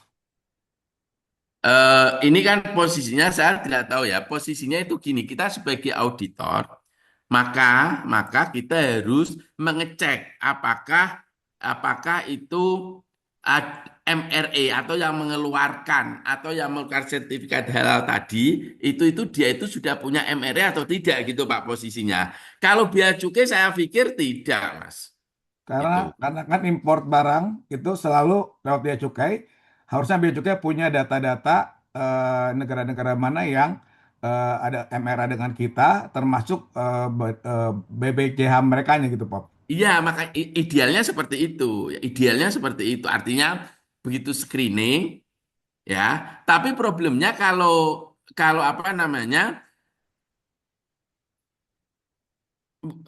Kalau dia juga mengecek tadi, mungkin dia juga nggak terinfokan, karena kan itu harus ada tahapan-tahapan wajibnya itu kapan gitu loh, Mas. Mungkin Iya. nanti kalau semuanya itu sudah wajib semua, mungkin ya bea cukai akan diikut. Sementara ini kan baru makanan minuman, Mas, sampai Iya, tahun ini. itu betul. Seperti Makanya itu. saya khawatir ke eh, pintu pertama import barang selalu dari bea cukai. Itu pertanyaan pertama, Iya. Prof. Nggak apa-apa, terima kasih. Yang kedua, Prof. Enggak, Saya, makanya tadi idealnya seperti itu. Saya bagus iya, kalau itu ya. Artinya terus ini mungkin apakah pakai barcode dan apa? Oh ya, ini sudah iya, punya MRE itu memang lebih apa? Lebih lebih aman gitu ya. Ya nanti kalau suatu saat Anda rapat dengan orang BPJBA itu di anu ya di iya, sangat boleh jadi juga pemikiran itu sudah ada. Cuman mungkin secara teknis itu mungkin ribet di apa di di pelaksanaannya. Toh iya. kalau itu misalkan nggak bisa masuk, kan yang rugi adalah pengekspornya. Kan Iya. gitu. Mungkin mikire BPJ apa bea cukai seperti itu. Kalau barang masuk kan ada uang bea cukai. Nah, itu dia. Itulah. Kan gitu kan? Itu masalah itu Tapi kan tanggungan lembaga pengekspor. Kok Anda tahu Indonesia itu iya, hanya menerima yang pasar. punya MRD kok enggak gitu. Iya. Ya Itu seperti FTA lah, Prof. Seperti ya FTA hal lah. seperti itu ya. Yang kedua, pertanyaan kedua, Prof.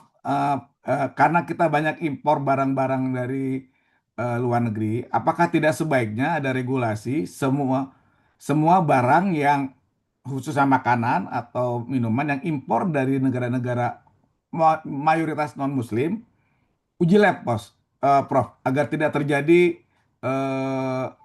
misleading, Prof. Itu, Prof. Terima kasih. Bagus kalau itu dilaksanakan lab kami hidup, Mas. Itu bagus ya. Itu nanti akan menjadi masukan ke BPJPH. Artinya Regulasinya ya ditambah, ya Prof. biar regulasinya. Karena apa? Karena tadi loh. Coba bayangin, Mas. Uji lab itu untuk lemak babi, daging babi itu mungkin kisarannya 2 jutaan. Kalau UMKM disuruh bayar gitu lagi kan berat, Mas. Itu makanya saya tahu, tapi ini pemikiran bagus gitu. Kalau untuk yang luar negeri, produk apapun itu wajib uji lab. Terutama kalau itu memang diduga ada unsur babi. Kita juga nggak menggebiak uya, mosok garam, air dari luar. Misalkan garam dari luar negeri harus uji lab kan ya enggak gitu loh. Maksud Artinya saya produsennya, produk-produk Prof. apa? Maksud saya produsen dari luar negerinya, Prof, yang uji. Nah, Bukan kalau kita. gitu nanti hasil ujinya menjadi nggak fair, no. Artinya kan Nggak, itu ujinya di yang kita, uji Prof. harus harus orang kita lah, Iya, orang ujinya Badan di POM. kita. Ujinya di kita. Mereka yang bayar. Kan bisa Oh dibuat seperti iya itu. makanya itu, ya makanya tadi gitu. Cuma tidak semua bahan itu loh. Ya, Artinya ya. misalkan garam kan yo nggak Nggak mixed perlu. Ya. itu loh Yang biar ada biar indikasi.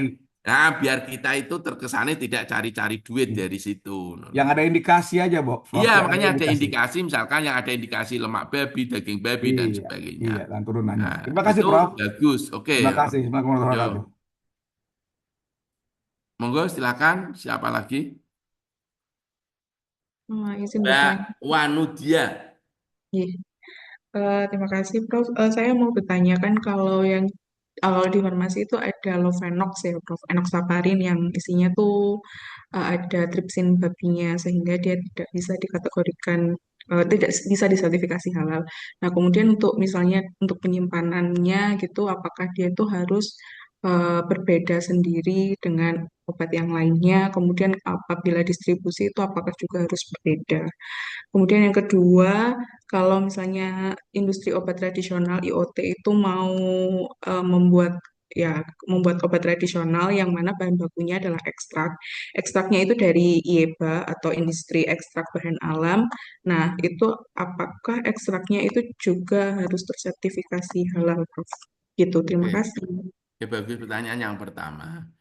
Ya, saya nggak ngerti standar Indonesia. Kalau standar Malaysia ya, ya tadi saya tunjukkan poin nomor terakhir tadi loh Mbak. Ya,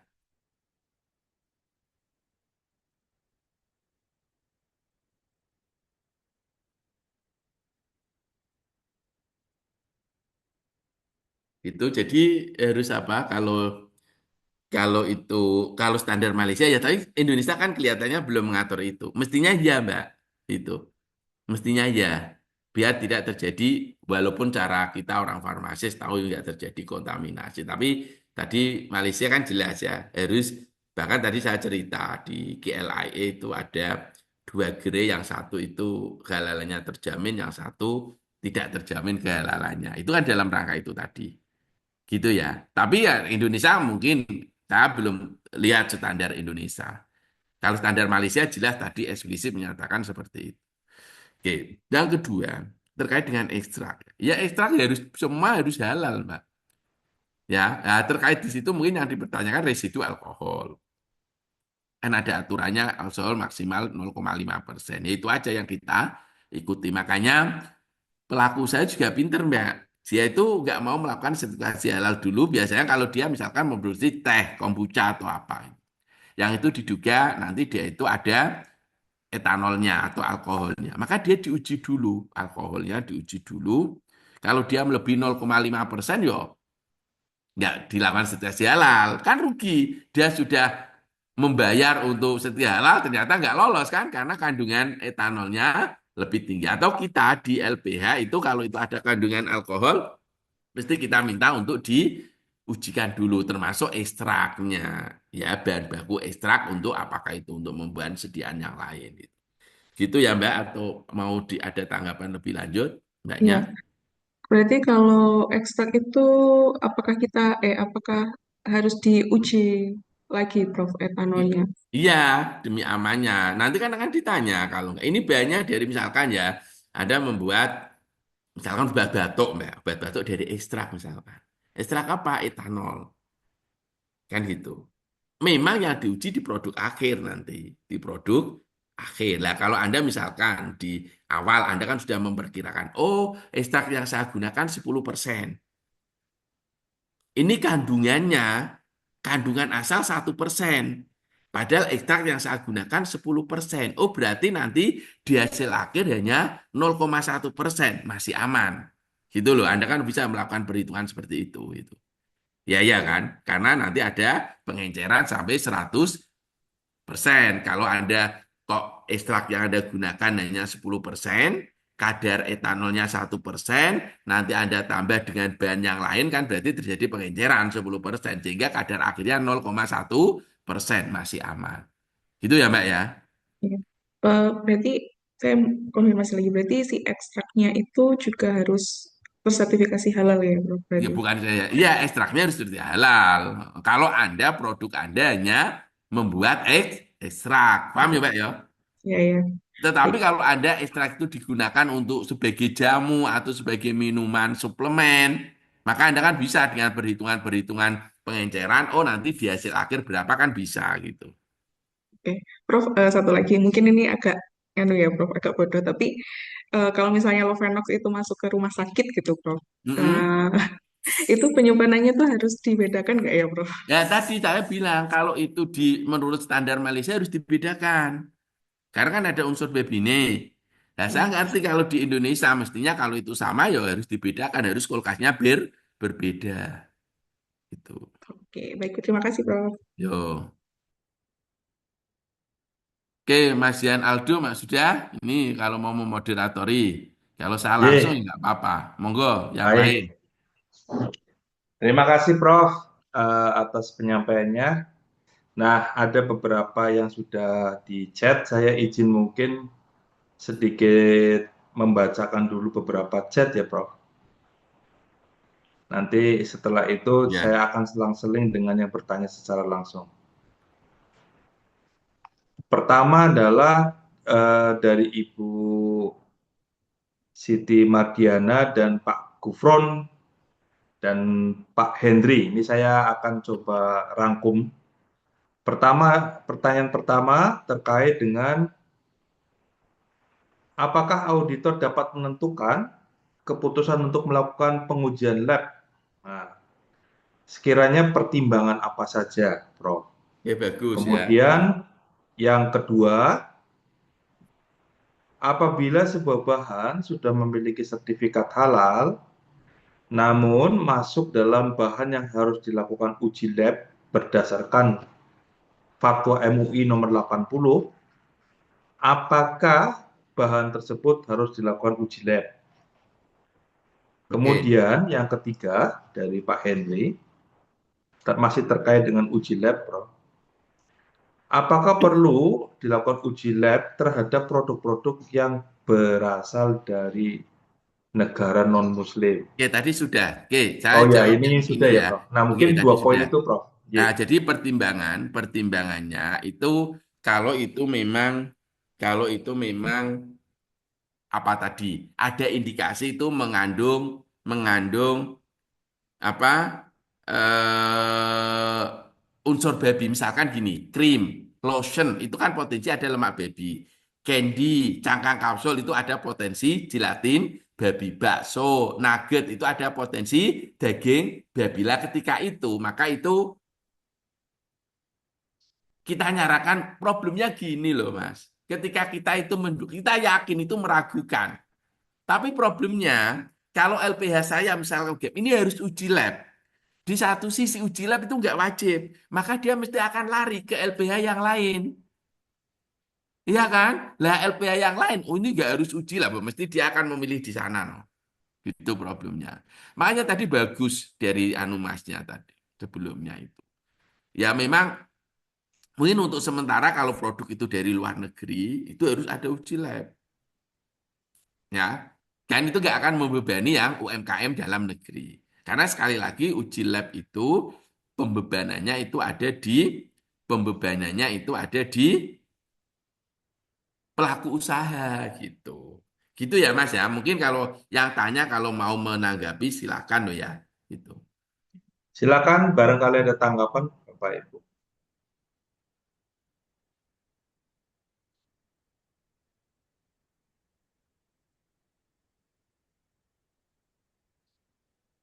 Terkait tadi, Prof, apa yang kan eh, pertanyaan kedua, Prof, Ya. bahwa Majelis Ulama Indonesia membuat surat edaran nomor 80 terkait dengan bahan-bahan yang dilakukan uji lab gitu ya.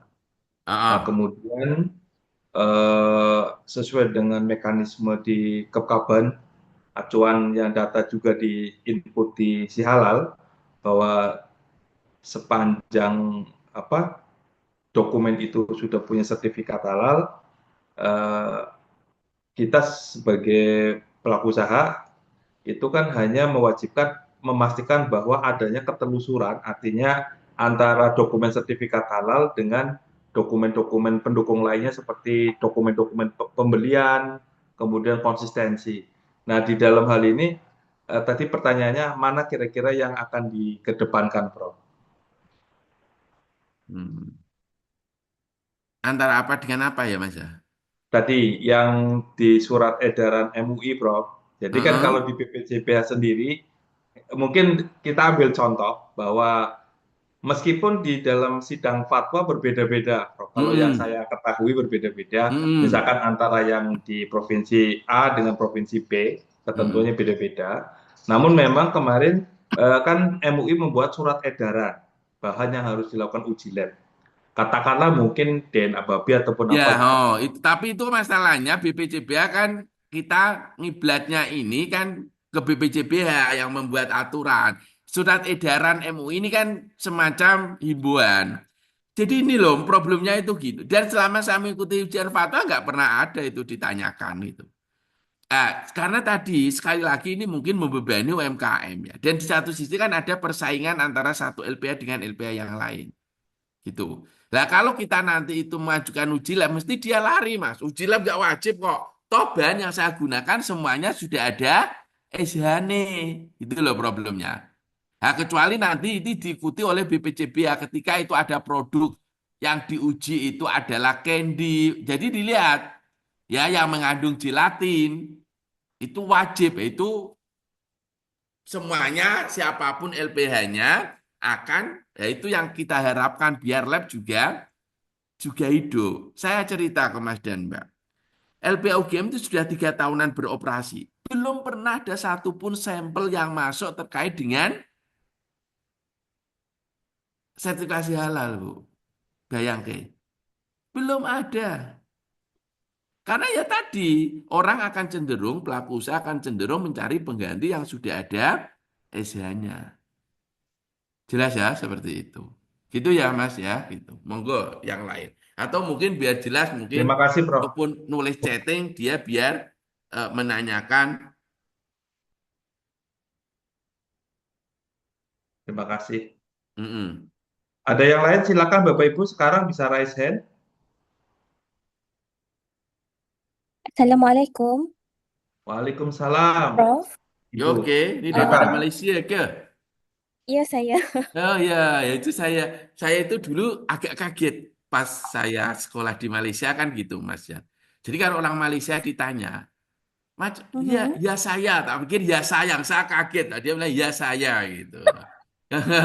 Dari kat mana? Duduk kat mana? Ya, di Kuala Lumpur, Oh, Kuala Prof. Lumpur. Dulu saya kan sekolahnya kat Serdang, so masuk Kuala Oh Lumpur, ya ya. Serdang ya di Saya UPM juga situ. sedang ya, saya juga sedang melanjutkan master dalam bidang halal industry science juga. Berkaitan dengan penentuan halal, Di halal mana? authentication. Kat mana? Di dalam lemak dan minyak di UIA, Oh, UIA, Prof. UIA sama Dr. Nurul Inhar. Ya, iya, Dr. Nurul Hidayah ke? Iya, itu adik kelas saya Doktor, itu. ya sama. Heeh, sama. Oke, Oh, silakan. oke, oke, Eh, oke. Nur Uh, Syafa, nak tanya apa? baik.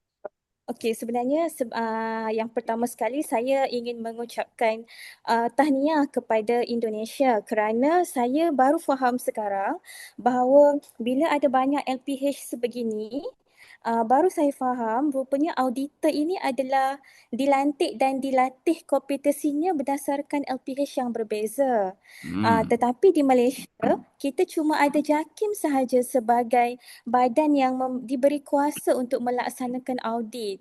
Jadi third party di Malaysia hanya dibenarkan untuk membuat training dan juga consultation third party iaitu RS MIHA dan juga penyedia latihan halal. Jadi kami tidak dibenarkan menjadi auditor untuk third party kecuali jika kami bekerja sebagai pegawai kerajaan dengan JAKIM.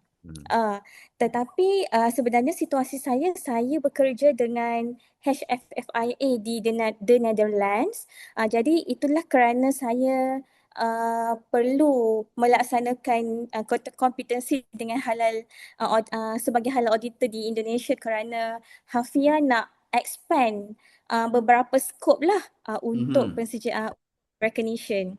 Okey, itu yang pertama.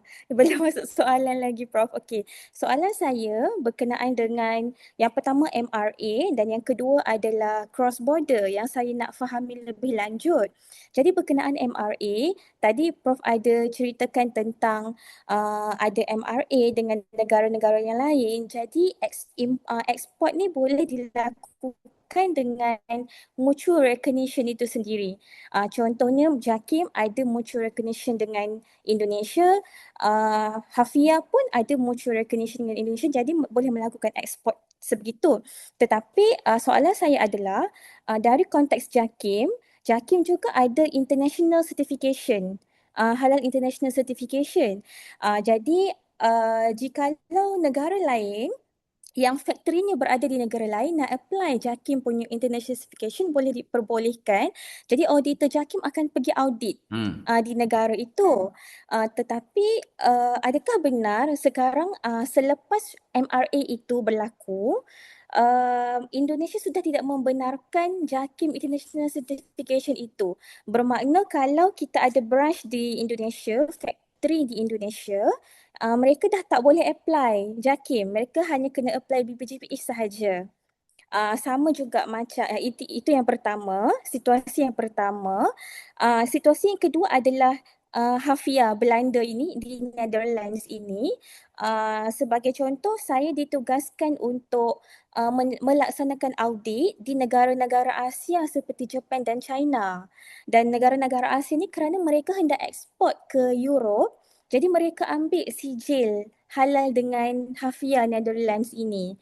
Jadi adakah di Indonesia juga kalau factory itu di Indonesia tidak boleh apply sijil Hafia, tetapi cuma boleh menggunakan recognition sahaja untuk ekspor ke Europe itu sendiri. Jadi saya ingin mengangkat perkara itu, iaitu berkenaan dengan mutual recognition. Yang kedua adalah tentang cross border, Prof. Jadi cross border ni, kalau di Malaysia, kita tak membenarkan cross border. Contohnya macam untuk apply sijil halal, okey, katakan factory itu menggunakan bahan-bahan mentah ataupun bahan baku lah kan, sijil halal. Jadi sijil halal tu dia tak boleh cross border. Maksudnya JAKIM menerima, contohnya dia menerima sijil halal dari Indonesia sebab kita ada list of MRA recognized mungkin. country kan.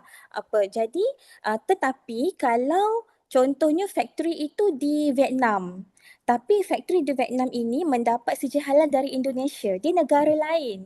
Jadi JAKIM tidak terima. Kita cuma hanya terima kalau factory itu di Vietnam, dia mendapatkan sijil halal dari negara dia di Vietnam. Dari Vietnam juga. Tetapi situasinya kalau di Eropah ada banyak negara. Jadi factory-factory di Eropah ini boleh apply sijil halal dari mana-mana mana-mana badan halal di dalam Eropah. JAKIM terima. Jadi saya ingin memahami lebih lanjut di Indonesia bagaimana polisinya, Prof. Itu saja soalan saya. Oke, Terima kasih. makasih. Oke, ya tiap negara mungkin dia punya regulation macam-macam ya, berbagai macam, termasuk MRA tadi. Kalau Malaysia punya MRA dengan BPJPH, itu hanya berlaku untuk yang factory-nya itu memang berada di Indonesia. Kalau produknya, misalkan Vietnam, itu dia itu memproduksi suatu produk ini dia lalu disertifikasi oleh BPJPH, maka ini sama Malaysia juga tidak diterima. Karena apa? Karena produk location-nya ada di Vietnam. Kan macam itu. Nah itu kebijakan. Tetapi kalau itu konsep MRA, dia tidak mengenal, dia tak kisah apakah itu ada di Vietnam atau di Indonesia. Selama memang itu ada logo BPJPH. Gitu ya. Oke. Itu konsep MRA. Sekarang soalannya terkait dengan ya kalau di Eropa, Uni Eropa itu memang dia membenarkan itu. Tetapi untuk konsep MRA tentunya adalah yang itu memang terregistrasi dengan BPJPH. Dan BPJPH ketika dia itu melakukan mau membuat MRA misalkan dengan lembaga sertifikasi Belanda, Nederland yang Cik tadi sebut, maka itu nanti dia akan melakukan audit terutama terkait dengan kesesuaian fatwanya macam itu. Kan sama tadi ketika Malaysia itu ada negara dia mau membuat international certification, maka Malaysia ketika mau memberi itu ya, halal sertifikat daripada luar negeri, maka JAKIM dia akan pergi ke luar negara yang dia apply tadi. Sama di Indonesia juga mesti akan ada audit. Dan kan tak semua lembaga halal itu lalu akan memperoleh MRA dengan Indonesia. Masalah auditnya itu online atau offline saya tak pasti. Tapi itu mesti ada mekanisme untuk mengecek apa dengan lembaga halal luar negeri yang nak buat MRA dengan Indonesia. Mungkin kalau secara detail ya, mungkin bisa tanya nanti ke BPJPH untuk hal itu. Karena itu kebijakan atau policy yang itu sangat boleh cabut. Jadi itu dia spesifik untuk itu. Gitu ya, makasih. Terima kasih, Prof. Oke. Izin Baik, Prof, Bapak Ibu. Silakan yang lain. saya mau tanya Prof, Silakan. kalau kosmetik ini sudah menyatakan bahwa perusahaan itu bebas tidak menggunakan babi dan turunannya, tapi dia menggunakan bahan baku berupa bahan penolong berupa metylparaben dan hidrokinon. Apa boleh diberikan sertifikat halal dalam itu? Oke, nanti biasanya gini ya, kalau untuk kosmetik itu ada dua. Kalau dari sisi halal nggak masalah. Kalau halal kan dilihat dari bahannya. Tapi untuk kosmetik biasanya ada notifikasi, Mas, notifikasi kosmetik. Dan itu biasanya dicek level hidrokinonnya berapa, karena kita terkait dengan batas maksimum dari bahan-bahan tadi. Jadi kalau kosmetik nanti ada dua regulasi, yang satu halal, yang satu notifikasi kosmetik. Sama dengan makanan itu kan ada, selain halal ada izin edar gitu. Jadi gitu. Jadi kalau halal ya dilihat dari halal, kita nggak akan melihat berapa kadar hidrokinonnya, ada merkuri atau tidak, enggak. Itu nanti kaitannya dengan notifikasi kosmetik gitu. Gitu ya, Mas ya. Baik, terima kasih Prof. Oke. Baik, Bapak Ibu. Masih ada waktu kurang lebih 12 menit ya bagi Bapak Ibu yang akan bertanya, silakan.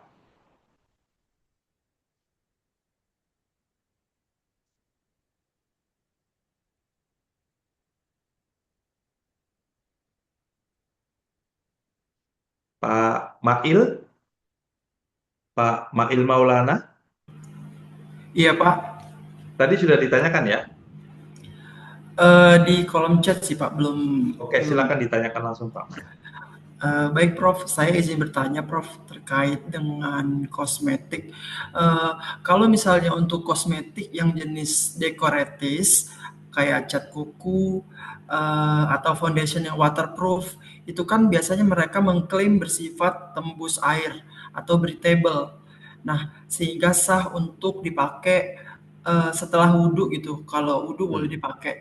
Nah, bagaimana cara auditor halal untuk membuktikan bahwa klaim ini secara teknis tuh di lapangan gitu, Prof.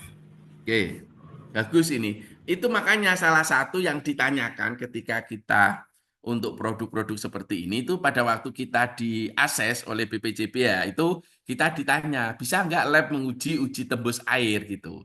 Karena untuk wudhu, untuk apa Mas? Untuk bagian yang wajib dibasuh, tangan, kaki, ya pokoknya yang wajib dibasuh itu kan nggak boleh ada bahan yang menghalangi air sampai ke kulit gitu. Makanya kita harus memastikan punya uji tembus air itu gitu, seperti itu Mas. Jadi ada ujinya, memang kita juga bisa untuk itu. Itu salah satu yang ditanyakan pada waktu itu Mas.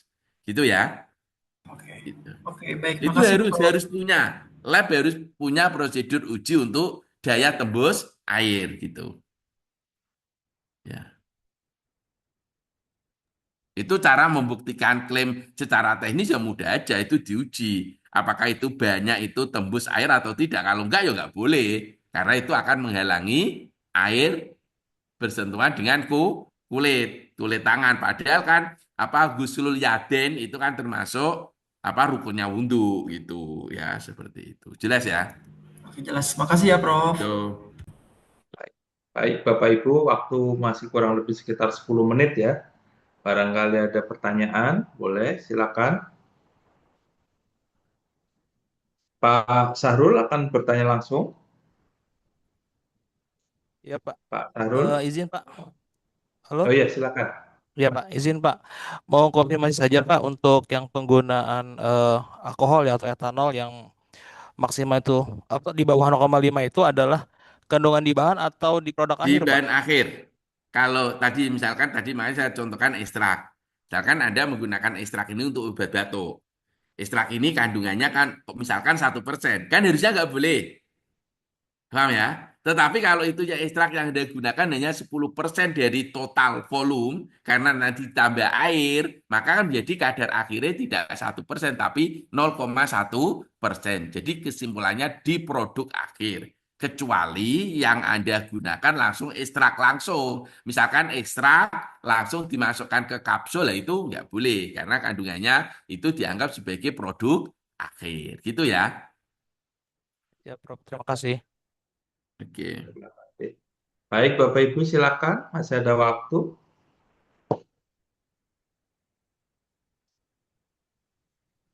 Sekiranya tidak ada, berarti dicukupkan ya Bapak Ibu. Nah, namun nanti misalkan di tengah-tengah Bapak Ibu ada yang masih menyisakan pertanyaan terkait dengan materi ini, tidak usah sungkan-sungkan, bisa disampaikan melalui fasilitator ataupun juga bisa melalui grup. Nanti saya akan coba membantu mengkomunikasikan dengan Prof. Abdurrahman. Nah, baik Prof, mungkin karena di sisa waktu akhir ini, barangkali ada close statement Prof terkait dengan Oke, sesi materi. makasih ya Mas dan Mbak. Alhamdulillah. Semoga ada manfaatnya ya. Jadi gini ya, pokoknya jadi auditor halal itu enak. Ya, saya senang dalam artian kita menikmati. Mungkin di tengah-tengah kita itu di kesibukan dan sebagainya, kemudian kita apa halal gitu itu kita ya sebenarnya.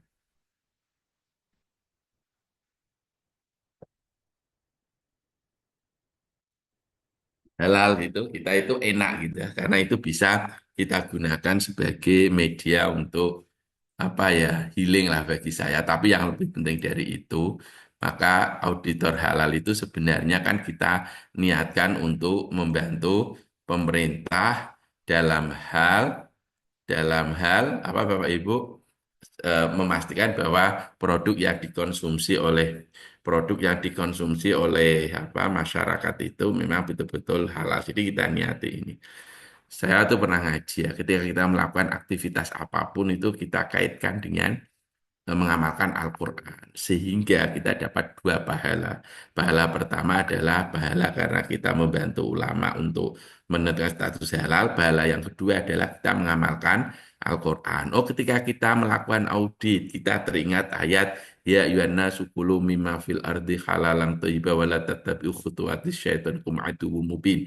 Ketika wudhu, oh, ada ayat ya ayyuhalladzina amanu idza qumtum ila sholati faghsilu wujuhakum wa aydiyakum ilal marafiqi wamsahu birusuwarjukum ilal ka'bain. Kita ingat seperti itu ya. Sehingga kita wudhu itu ya dapat pahala wudhu dan kita juga dapat pahala mengamalkan Al-Qur'an. Ketika kita sholat wa aqimus sholat.